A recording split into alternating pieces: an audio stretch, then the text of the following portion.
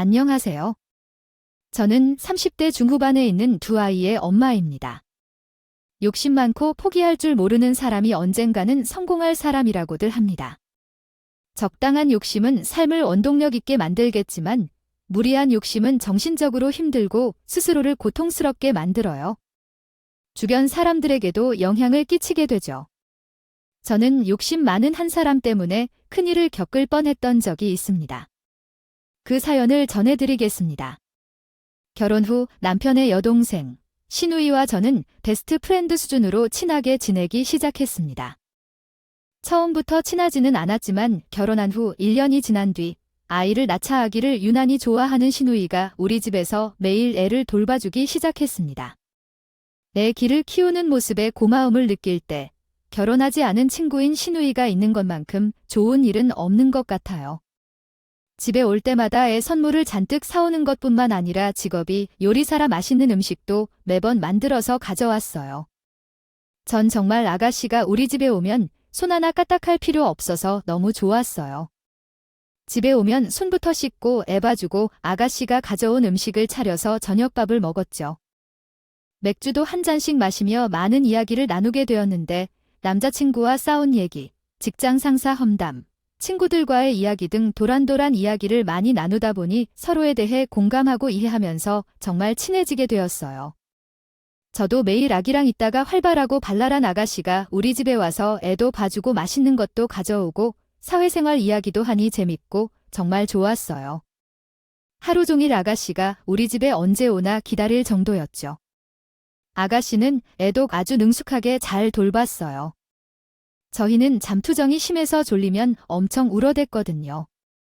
엄마인 저도 아이가 울면 마음이 급해지는데 아가씨는 그런 마음에 동요 하나 없이 침착하게 쪽쪽이를 물리고 포대 없는 거예요. 아가씨를 키워본 적 없는 아가씨가 너튜브를 보고 연습했다더라고요. 정말 대단하죠. 저는 힘들까봐 제가 없는다고 해도 아가씨는 자기가 좋아서 하는 거라며 어쩔 땐 하루 종일 우리 애를 업고 있었던 적도 있어요. 그렇게 아이에게 잘해주니까 당연히 아이도 아가씨를 많이 좋아했지요. 아이는 코 갈수록 고모를 정말 좋아했어요. 아이 눈높이에 맞춰서 잘 놀아주니 당연히 그럴 수밖에. 아이도 자기 좋아해주는 사람 잘 알잖아요. 아가씨는 집에서 잘 놀아주는 것뿐만 아니라 남자친구랑 놀이동산이나 아쿠아리움 같은 곳을 갈 때에도 우리 아이를 데리고 갔어요. 고모가 이렇게 잘해주니 오죽하면 고모랑 산다고 할 정도였다니까요. 그래서 시댁에 가면 저는 두 번째가 되고 1순위 고모랑 고모방에서 하루 종일 놀고 고모 품에서 자요. 아가씨는 정말 천사였습니다. 그렇게 저랑 아가씨랑 친하게 되니까 남편은 우리 사이가 이렇게 좋으니 좋다면서 질투도 하더라고요. 요즘은 나보다 중형이랑 더 친한 것 같네. 어쩜 그렇게 만날 붙어 있냐? 에이, 당신도 참 아가씨랑 나랑 통하는 게 많더라고. 아마 같은 아이였으면 정말 베스트 프렌드 됐을 것 같아. 하지만 어머님은 오히려 아가씨가 저를 귀찮게 하는 건 아닌지 우려하며 아가씨한테 괜히 저희 집에 적당히 가라고 단속을 하시더라고요. 결혼한 지 얼마 안 된 신혼집에 그렇게 자주 가는 거 아니야. 게다가 아기도 있고 결혼한 오빠의 집인데 알씨 누이가 자주 들리면 못 써. 엄마도 참, 제가 뭐 가서 손님 대접받으려고 가는 건가요? 언니 도와주러 가는 거죠. 그쵸? 네, 어머님. 저 아가씨 집에 오는 거 너무 좋아요. 아가씨가 오면 애도 다 봐주고요. 맛있는 것도 먹게 해주는데 제가 마다할 이유가 없죠. 저 정말 너무 좋으니까. 아가씨한테 뭐라 하지 마세요. 그래도 시누이와 너무 격없이 지내는 건 아니야. 적당한 거리의 관계가 서로에게 더 큰 믿음과 지지를 줄 수 있는 거야. 진영아, 너는 새아가를 언니로 새아가는 진영이를 시누이로서 대해야지. 편안한 마음이 들면 안 돼. 앞으로 너무 붙어 다니지 말고라. 시어머님은 우리 둘의 사이를 걱정하셔서 거리를 두라고 하셨어요. 어머님이 무슨 말씀을 하시는지 이해는 했지만 그땐 우리가 서로를 많이 찾았거든요. 앞에서는 네라고 대답했지만 저희는 계속 전처럼 지냈죠. 시간이 지나 저희 애가 4살이 되었을 무렵 저희 부부는 둘째를 가지려고 계획했어요. 원래 결혼 전부터 자식들을 낳고 싶었고 아이를 키워보니 둘은 있어야겠더라고요. 아가씨는 그 해에 남자친구랑 결혼을 진행했어요. 저는 적극적으로 아가씨를 도왔는데 드레스를 보러 가는 것부터 해서 예물을 고르거나 하다못해 청첩장 글씨체까지 같이 고민하면서 결정했어요. 저도 결혼하는 거 옆에서 지켜보니 재밌더라고요. 정말 그땐 아가씨와 찐친이라 할 정도로 서로를 많이 좋아했어요. 정말 재미있게 다녔던 것 같아요. 아가씨는 아이를 너무 좋아해서 결혼 전부터 임신 계획을 세우더라고요. 엽선도 먹고 주기를 잘 활용해 임신을 손꼽아 기다렸죠. 언니, 나는 허니문 베이비도 좋을 것 같아요. 어차피 나이도 많은데 말이 생기면 더 좋을 것 같아요. 아유, 아가씨, 그래도 신혼은 즐겨야죠. 신혼이 얼마나 달콤한데. 난 신혼 때의 추억으로 버틸 때도 있어요. 아이 다 키우면 다시 남편이랑 신혼을 즐겨야지 하고. 어머, 언니, 아직도 마음의 신혼인데요. 결혼 몇 년 차인데 아직도 오빠가 좋아요? 아직 콩깍지 안 벗겨진 거 아니에요? 그건 노코멘트 할게요. 추억은 언제나 아름다운 거니까. 다시 돌아가면 더 열심히 놀 자신 있는데. 나중에도 남편이랑 그때처럼 풋풋하게 놀 수 있을까 싶네요. 신혼이 그렇게 중요한 거라고요? 우린 연애 기간이 길어서 신혼은 없어도 충분해요. 그냥 한 번에 임신됐으면 좋겠어요. 그것도 딸이에요. 저도 둘째 준비 중인데 우리 같은 시기에 임신하면 정말 좋겠다. 산모교실도 같이 다니고 그럼 너무 재미있을 것 같아요. 임신을 바라는 아가씨는 성대하게 결혼식을 했고 저도 진심으로 축하해 주었죠. 신혼집이 저희 집보다 조금 멀어져서 전처럼 자주는 못 보지만 그래도 아가씨와의 관계는 전혀 멀어지지 않았어요. 매일 전화하고 틈틈이 문자도 하며 전보다 더 각별한 마음이 들었어요. 아가씨가 결혼을 준비할 동안 전 둘째를 가지려고 했는데 잘 안 됐어요. 초조는 덜컥 생겼는데 이상하게 둘째는 노력을 해도 잘 안 생기더라고요. 우리 둘의 공통의 관심사가 아기이다 보니 무슨 얘기만 했다 하면 아기 얘기밖에 안 했던 것 같아요. 이상해, 둘째가 잘 안 생겨요. 첫째는 예기치 않게 생겨서 정말 놀랐었는데요. 둘째는 마음먹어도 안 생기네요. 언니, 병원 갔다 와봤어요. 저는 결혼한 지 얼마 되지도 않아서 병원 가는 건 좀 이르고 언니는 한 번 가서 검사 받아보는 게 어때요? 그럴까 하긴 애 낳고 한 번도 안 가긴 했네. 검사 받는 셈치고 한 번 다녀와 봐야겠어요. 그동안 병원 생각은 못했는데 신의 조언 덕분에 남편이랑 함께 불임병원에 다녀왔어요. 여러 가지 검사와 상담을 했는데 저는 문제가 아주 많더라고요. 자궁 초입에 근종이 크게 있어서 그게 임신을 어렵게 만들고 있다고 하고요. 그리고 그동안 생리주기가 한 달이 넘어가서 좀 길다고 생각했었는데 주기만 길었지만 꼬박꼬박 했었어요. 그래서 별 문제 없다고 생각했는데 알고 보니 다낭성 난소 증후군이었더라고요. 본래 주기에 따라 난포가 자라고요. 호르몬 변화가 생기면 배란이 되어야 하는데 다낭성 난소 증후군은 난포의 성장과 호르몬의 변화가 없어서 배란 문제가 생긴 거라고 하더라고요. 아이를 키우며 나를 돌보는 건 언제나 나중 일이라 여겼으니 몸이 나빠진 건 당연했어요. 몸이 확 안 좋아졌다는 걸 느꼈죠. 게다가 남편도 스트레스를 많이 받았는지 정자수가 적어졌다고 하더라고요. 둘째를 바로 가지는 건 문제가 좀 있어 보였죠. 하지만 우리 부부는 가족 계획을 아이 둘로 계획했기 때문에 최대한 노력해보는 데까지 해보기로 했어요. 근종을 치료하려고 했지만 그 기가 많이 컸어요. 제거 수술을 하면 출혈량이 커서 나중에 제왕절개 수술할 때 제거하자고 했고 다낭성 난소 증후군 치료도 받았어요. 그리고 남편도 최대한 스트레스를 받지 않고 건강한 음식을 먹고 운동도 하며 건강을 돌봤습니다. 저는 이런 이야기를 하고 있습니다. 신우이한테 했죠? 아가씨, 그러니까 몸을 잘 돌봐야 해요. 아이 키운다고 내 몸 돌보지 않았더니 이렇게 몸이 상했을 줄은 몰랐어요. 나를 아껴주는 건 나밖에 없는데 말이에요. 어머, 언니 많이 놀랐겠어요. 이참에 알게 되었으니 지금이라도 돌보면 금방 좋아질 거예요. 저도 몸보신 할 겸 용하다는 한의원에 가서 한약 지었어요. 얼른 아기 가지고 싶네요. 그러게요. 우리 비슷한 시기에 임신해서 같은 애 낳고 성별도 같으면 애들도 친구 데리고 정말 좋을 것 같아요. 그를 정말 좋겠다. 그렇게 몸을 재정비하는 시기를 가졌고 자신이 돌아보는 계기가 되었어요. 제가 건강해야 우리 가정도 지킬 수 있다는 생각이 들어 열심히 건강을 돌봤습니다.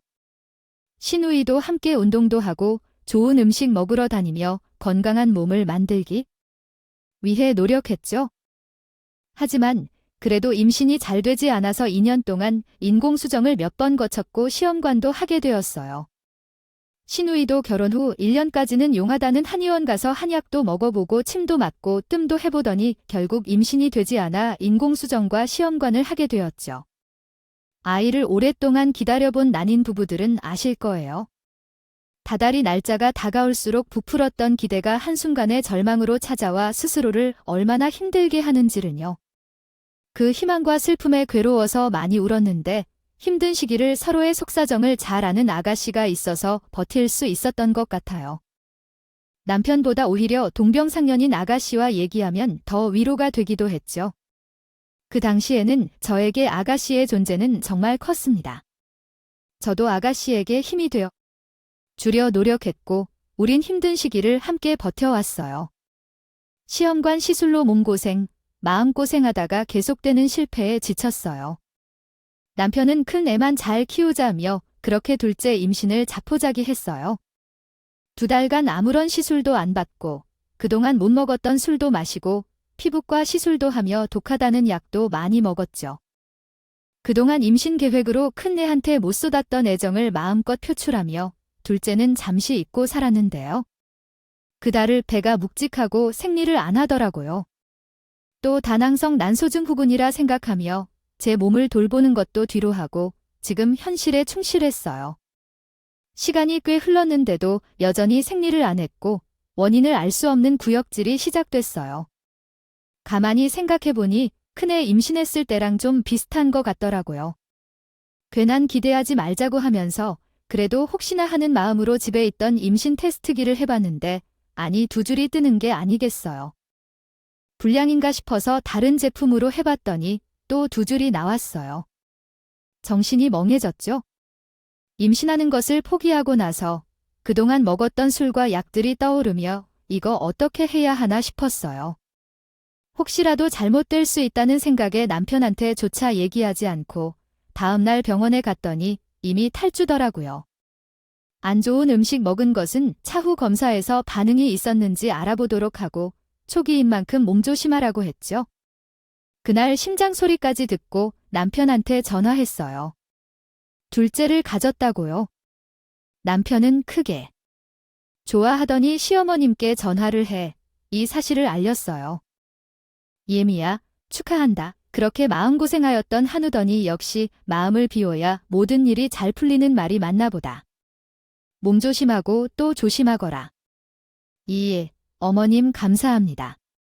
제가 그동안 너무 생각 없이 살아서 아기가 괜찮을지 모르겠어요. 걱정돼요. 아이 커. 걱정 마. 아기가 임신한 거 몰랐을 때 먹었던 것들은 아이 다 봐준다고 했어.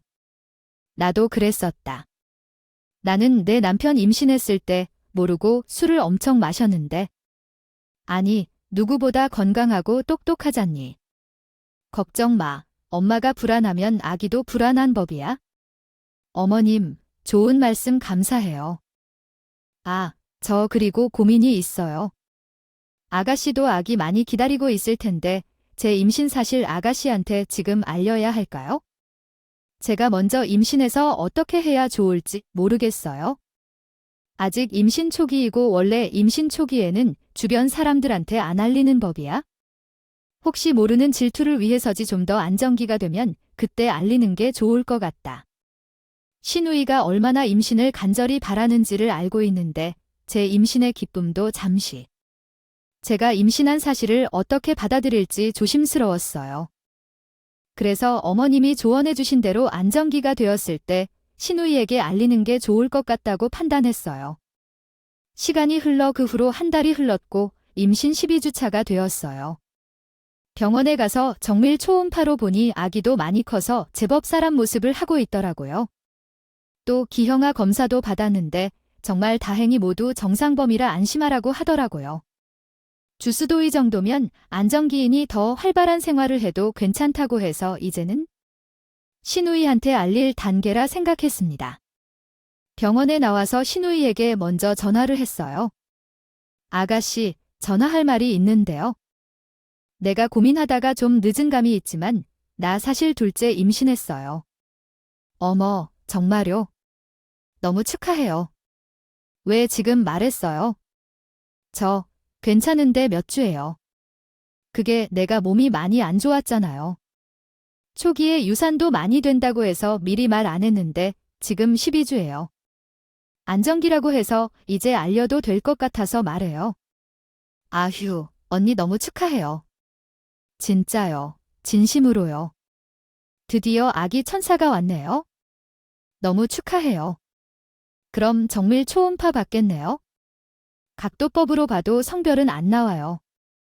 저는 조카랑 같은 성별인 딸이었으면 하는데 언니는 어때요? 사실 의사 선생님이 아직 이르다 하긴 했지만 나이가 나시더라고요. 초음파상으로 제가 봐도 딸 같았어요. 딸이 건마 확정될 것 같아요. 참, 아가씨는 몸은 어때요? 이번 달에 시험관 했어요. 아마 언니 너무 좋으시겠다. 딸이라니 너무 축하해요. 부럽다, 부러워. 아, 저는 다음 주에 결과 나오는데 좀 떨리네요. 그 맘, 내가 알죠. 분명 좋은 결과 있을 거예요. 귀하게 오려고 그러나 봐요. 고마워요, 언니. 우리 다음 주에 축하 파티예요. 정말 축하해요. 고마워요, 아가씨. 내가 아가씨를 위해 많이 빌게요. 시누이에게 솔직하게 이야기를 하고 나니까 마음이 편해졌어요.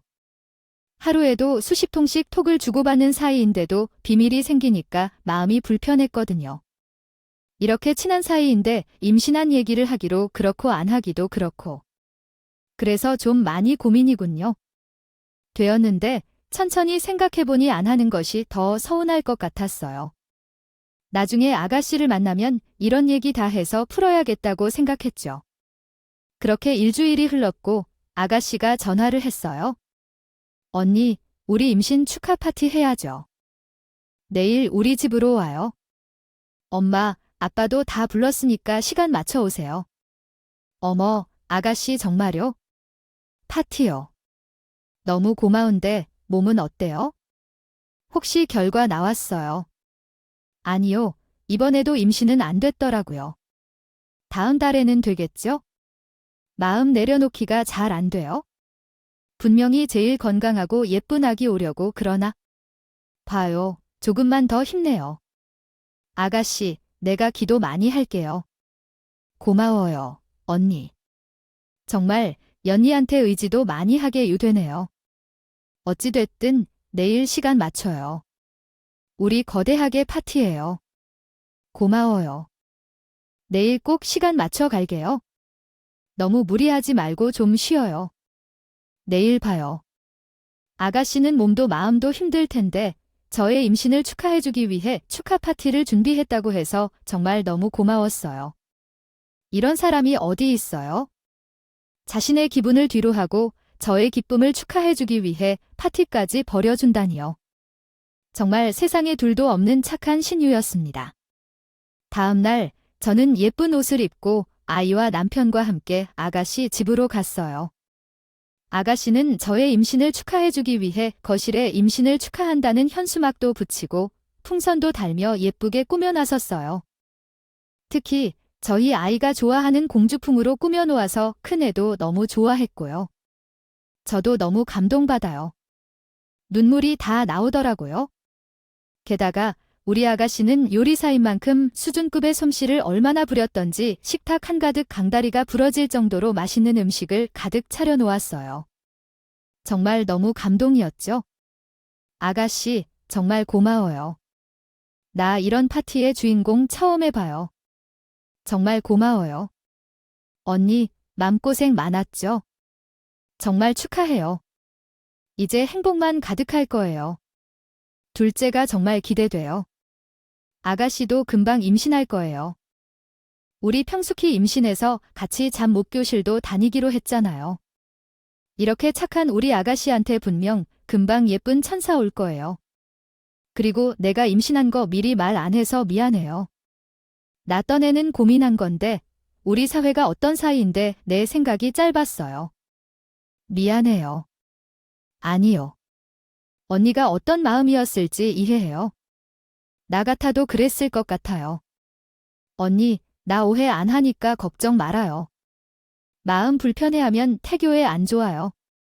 얼른 앉아서 우리 맛있게 먹어요. 저를 이해해준 신우이가 너무 고마웠어요. 앞으로 더 잘해주고 신우이에게 예쁜 아기가 찾아와 달라고 많이 빌고 또 빌어봤죠. 신우이가 차린 상당히 부러질 정도의 식탁에 앉았더니 잡채에 스테이크에 탕수육에 전까지 메뉴를 다 옮기도 힘들 정도로 정말 많은 종류의 음식들이 거하게 차려져 있었어요. 거기에 일부러 미역국을 끓였다며 한번 먹어보려고 하는데 정말 맛있더라고요. 그때 입덧이 끝날 줄 알았는데 담백하게 끓여낸 그 미역국만 계속 먹히더라고요. 아가씨, 미역국 진짜 맛있어요. 이 비법이 뭐예요? 나 한 그릇 더 먹어도 되죠. 언니, 일어나지 말고 앉아 있어요. 제가 더 떠줄게요. 언니가 잘 먹어주니 제가 더 고맙네요. 미역국의 생명은 재료예요. 좀 미역에서부터 맛있는 맛이 나오는 거거든요. 내가 있다. 이 미역국이랑 미역사 줄 테니까 집에 가져가서 드세요. 매번 이렇게 받기만 해서 어떻게 해요? 너무 고마워요. 이유는 내가 잊지 않고 꼭 갚을게요. 별 말씀을요. 내가 좋아서 하는 거예요. 정말 축하해주고 싶어서요. 얼른 많이 먹어요. 제가 미역국을 2번이나 리필해서 먹으니 아가씨는 남아있던 미역국을 정성스레 싸줬어요. 저는 그걸 또 염치 없이 받아왔습니다. 즐거운 파티가 끝나고 집에 돌아가려고 하자 큰애는 고모 집에서 자고 간다고 울고불고 난리를 쳤어요. 그런 아이를 억지로 떼어와 다음에 또 오자고 하면 집으로 돌아왔죠. 어머님도 오랜만에 저희 집에 가서 주무시고 내일 집으로 돌아가신다며 저희 집으로 모셔왔어요. 씻고 아이 재우고 나니 11시가 되더라고요. 남편도 어머니 아버님도 모두들 주무셨죠. 전 잠이 안 와 일어나 있는데 임신을 해서 그런가 살짝 출출해서 아까 아가씨가 싸준 미역국이 생각났어요. 냄비에 잘 되어서 밥이랑 말아서 김치랑 한 입 먹고 있는데 주무신 줄 알았던 시어머님이 갑자기 나오셔서 제 밥그릇을 던져버리는 게 아니겠어요. 밥그릇은 떨어져서 산산조각이나 깨졌고 밥풀이 사방으로 흩어졌어요. 어머니, 갑자기 왜 이러세요?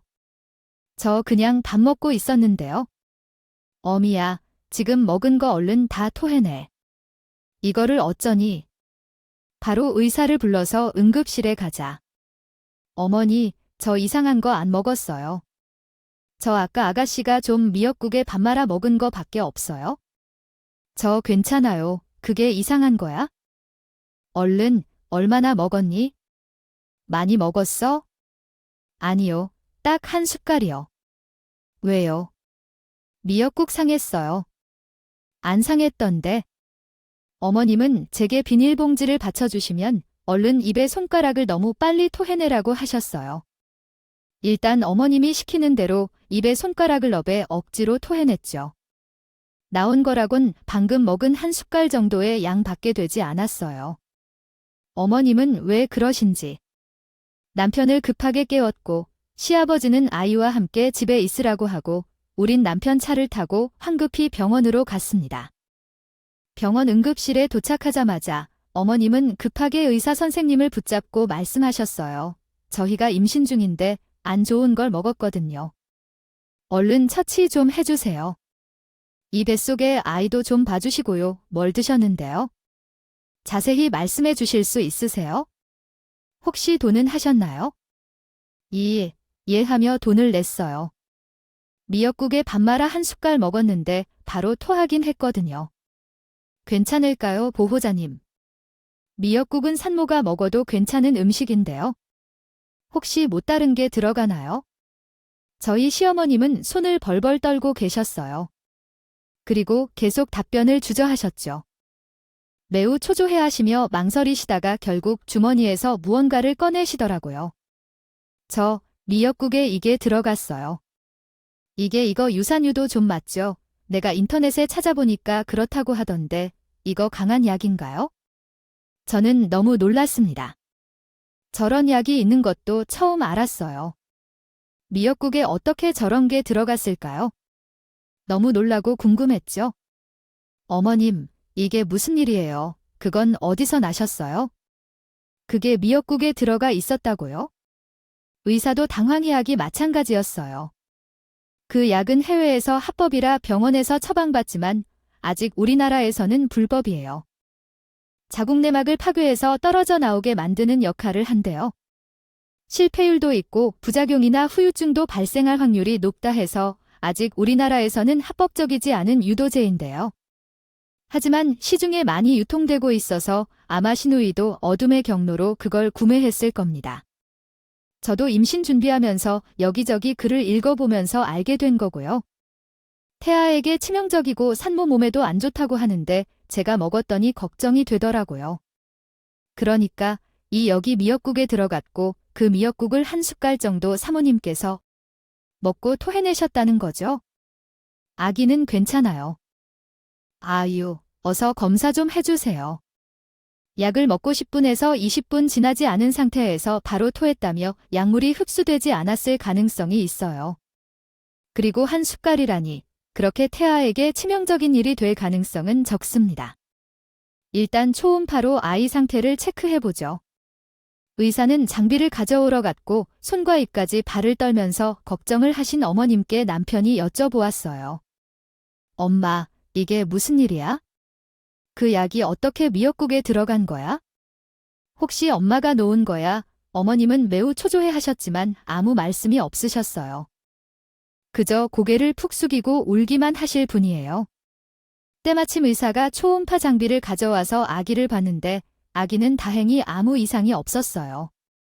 심장도 잘 뛰고 잘 놀고 있었죠. 그래도 걱정이 된다고 하니 이틀 정도 병원에서 지켜보자 하더라고요. 그래서 저는 입원을 하게 되었고 병실에 입원한 채 제 곁을 지키는 어머님께 다시 물었죠. 이건 확실히 알고 넘어가야 했어요. 그렇게 치명적인 약을 누가 미역국에 넣었을까요? 어머님 이게 어떻게 된 일이에요? 도대체 무슨 일이냐고요? 그 약은 어디서 난 거예요? 누가 넣은 건데요? 어머님은 더는 안 되겠는지 떨리는 목소리로 울면서 말씀하셨어요.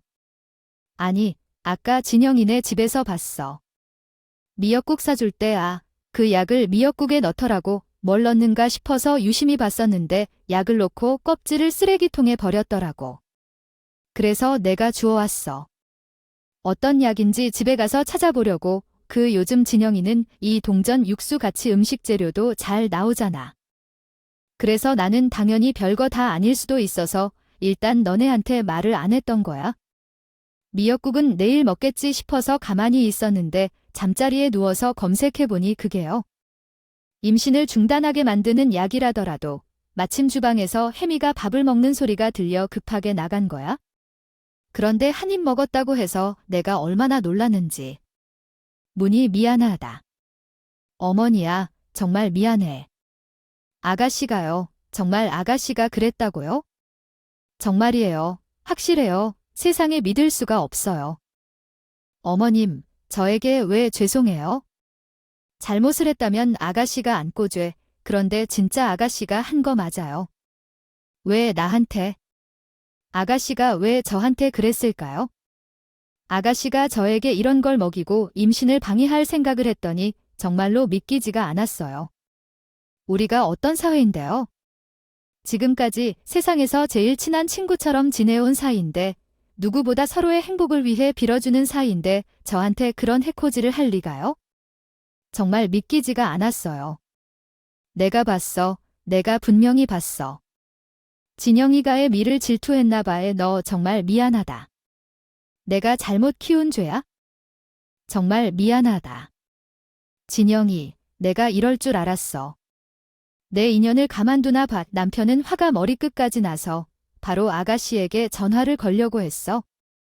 내가 어떻게 우리한테 이럴 수가 있어? 어떻게 내가 감히 우리한테 해코지를 해? 내가 그러고도 가족이야? 내가 그러고도 사람이냐고. 이거 그러니까 자랑이 작작했어야지. 어떻게 나보다 먼저 임신을 해? 거기에 딸까지. 너무 많은 걸 가진 거 아니야? 하지만 아무 일도 안 일어났잖아. 애가 잘못되기라도 했니?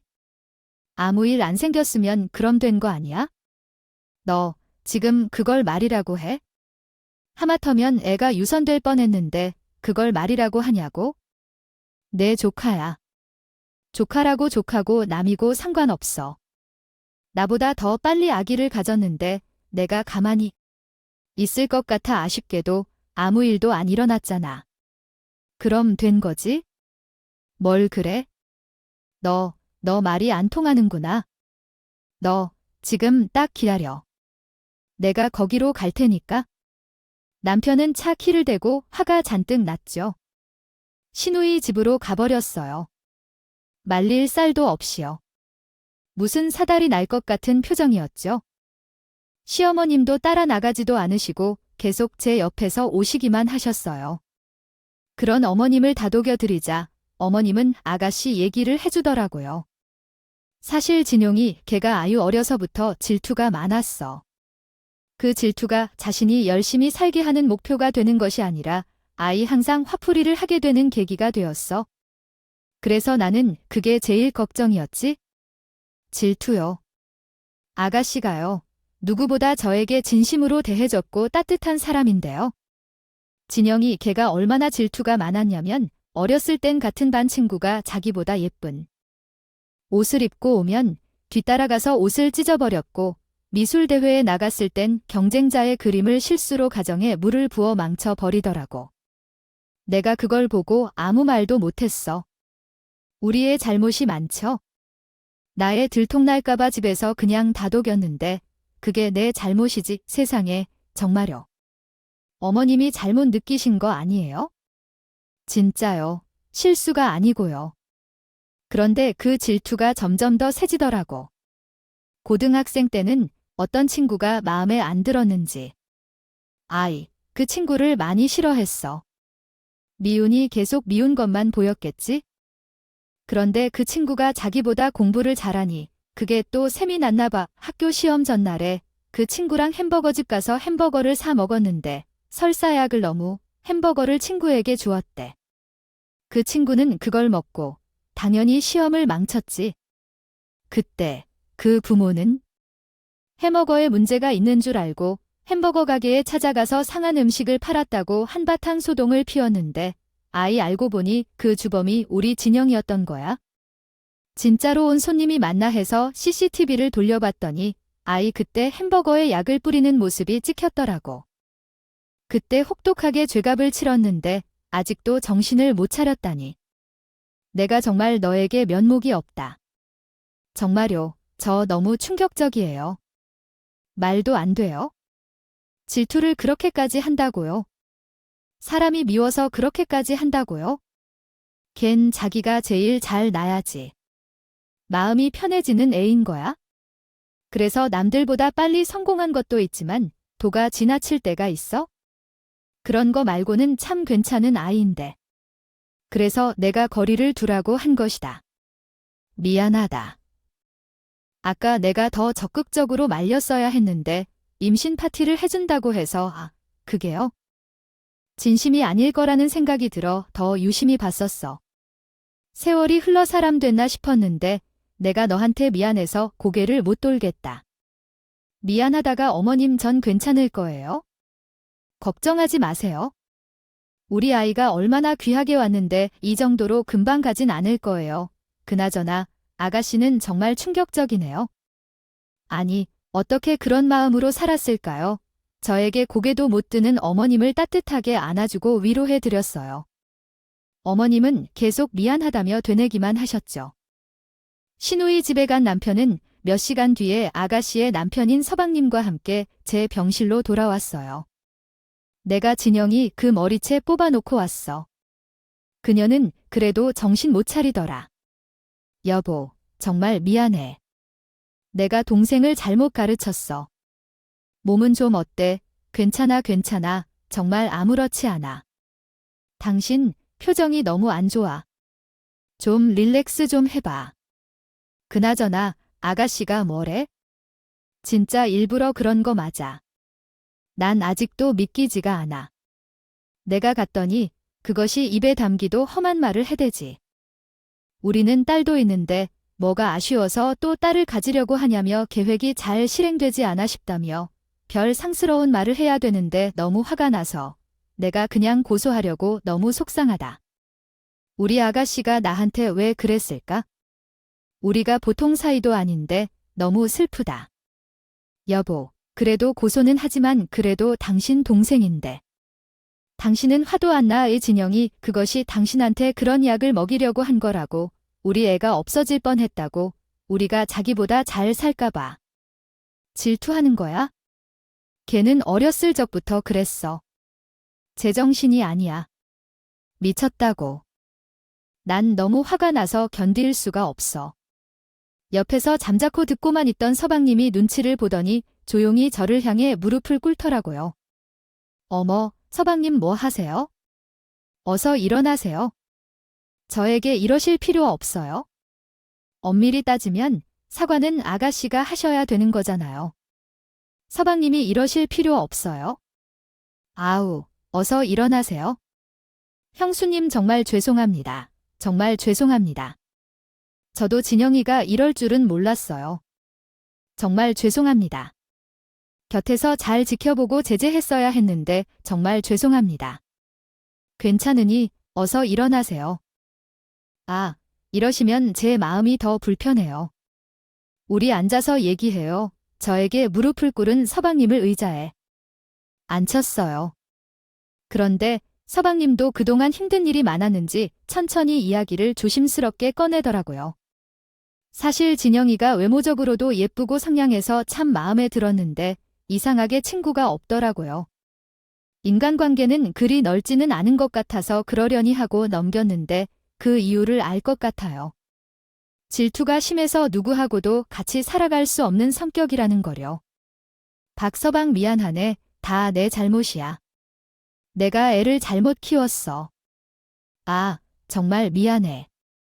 아니에요. 어머님 잘못이 아니에요. 제가 말하고 싶은 건 그런 게 아니에요. 우리 사실 임신 안 된 거 아니에요? 우리 임신 여러분도 했었어요.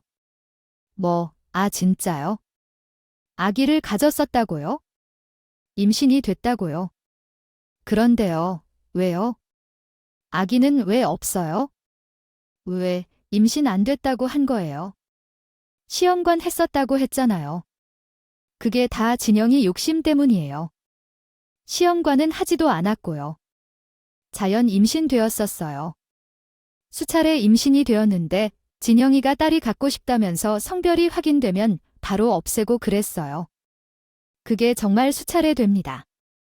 이번에도 임신됐는데 초음파분이 사냥할 것 같다고 하면서 상의도 없이 그렇게 해버리더라고요. 아, 형님네처럼 딸이 갖고 싶다면서 나를 가질 때까지 계속 약을 먹을 생각인 것 같아요. 제정신이 아니에요. 세상에 말도 안 돼. 아가씨가요. 제가 알고 있는 아가씨 맞죠? 걔 진짜 미친 거 아니야? 도른 거 아니냐고.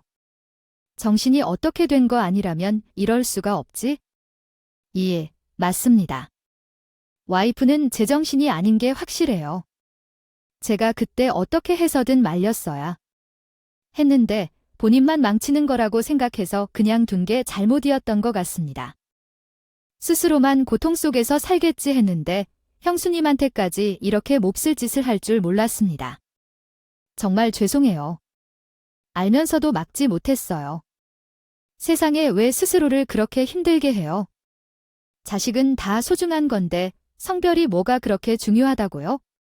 형님네를 얼마나 부러워했는지 나를 가는 비법이라면서 그대로 하지 않으면 엄청나게 부리고 주먹도 일삼아서 저희 각방 쓴 지도 오래해요. 저도 진영이가 이런 행동을 하는 거 너무 스트레스고요. 이곳을 솔직히 윤리적으로 문제 있는 거 아닙니까? 너무 소름 끼치더라고요. 그래서 죄송하지만 더는 더 이상은 같이 못 살겠습니다. 서방님은 아가씨와의 이혼을 미리 알렸어요. 그 누구도 그 이혼을 말릴 수 없었죠. 너무 충격적이었어요. 아가씨는 어디서부터 잘못됐을까요? 어머님은 그저 미안하다고만 말할 뿐이에요. 남편은 서방님을 잘 달래보냈고 우린 충격 속에서 헤어나오지 못했어요. 그날 밤은 잠을 자지도 못하고 계속 뒤척였죠. 정말 너무 충격적이었습니다. 낮이 밝고 아가씨한테 문자를 했어요. 그동안 아가씨가 제게 베풀었던 좋은 감정이 있었던 터라 아직 믿어지지 않았고 아기가 잘못된 것도 아니기 때문에 원망이 되진 않더라고요. 그래서 아가씨한테 나는 괜찮으니 스스로 지옥을 만들지 말고 이 고통을 잘 이겨내길 바란다는 내용을 담았죠. 하지만 기다려도 답장은 오지 않았어요. 아가씨는 저와의 인연을 놓으려고 했나 봐요. 우린 그냥 아는 사이도 아니고 가족인데 이제 보지 않으려고 다짐했는지 어떠한 변명도 하지 않더라고요. 그래서 저도 아가씨한테 연락을 포기하고 지내게 되었어요. 이틀 뒤, 전 다행히 별일 없이 퇴원을 하게 되었어요. 저를 집에 잘 데려다 준 뒤 시어머님은 바로 아가씨 집으로 향했어요. 아가씨를 호되게 야단치고 손을 잡고 치료를 목적으로 정신과로 끌고 갔대요. 얼마 후 결국 시누이는 협의혼을 하게 되었고요. 혼자가 된 시누이는 시댁에서 다 살게 되었고 치료를 받으며 어머님이 품어주고 있어요. 시간이 흘러져도 아이를 낳고 지금 둘째도 돌이 지났는데요. 아직도 시누이는 잘못한 걸 뉘우치지 못하고 끝까지 저한테 사과를 안 했거든요. 그 뒤로 우리는 연락 한 번 하지 않는 사이가 되었고요. 아이돌 잔치에도 당연히 아가씨는 오지 않았어요. 치료를 받는 정신과에서도 여전히 자신의 행동이 정당하다고 마음을 열지 못하고 있다고 해요. 정말 제가 알던 아가씨와 같은 사람 맞나 싶을 정도로 시누이가 안타까웠어요. 내가 가진 것을 이용해서 행복하게 살아야지. 어쩔 수 없는 것에 계속 할구하면 불행한 감정이 자신뿐만 아니라 주변 사람들까지도 힘들게 하는 것 같아요. 자신의 장점을 계속 발견하면서 자존감도 높이고 스스로를 알아가며 행복한 기분을 계속 만들어야 효능감이 추락하지 않는 것 같아요. 이번 아가씨의 일을 통해 인간의 욕심이 얼마나 추악한지 알게 되었네요. 아가씨가 이제 더 이상 똑같은 실수를 반복하지 않게 치료를 잘 받았으면 좋겠어요. 그리고 언젠간 깨닫겠죠? 저에게 일어났던 충격적인 이야기는 여기까지고요. 제 이야기 들어주셔서 감사합니다.